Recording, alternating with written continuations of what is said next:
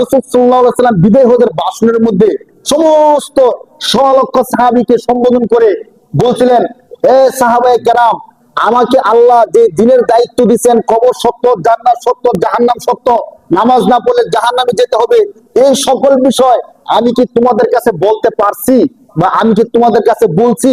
আমার দিনের দাওয়াতটা কি আমি তোমাদের কাছে পৌঁছাইতে পারছি? আল্লাহ রাসূল সবার সামনে বলছে, আলা হাল বাল্লাগতু, আমি কি আমার দিনের দাওয়াতটা তোমাদের কাছে পৌঁছাতে পারছি? সমস্ত সাহাবায়ে কেরাম বলছেন, ভালা ভালা, অবশ্যই আপনি পৌঁছাইতে পারছেন। তো নবীজি এই কথা বলার দরকার কি? নবী তো পৌঁছেছেন, জানি, আল্লাহ দেখছেন। আল্লাহ রাসূল তিনবার এই কথা বলছেন, আলা হাল বাল্লাগতু, আমি কি আমার দিনের দাওয়াত পৌঁছাইতে পারছি? সবাই বলছে বালা, অবশ্যই পৌঁছাতে পারছেন।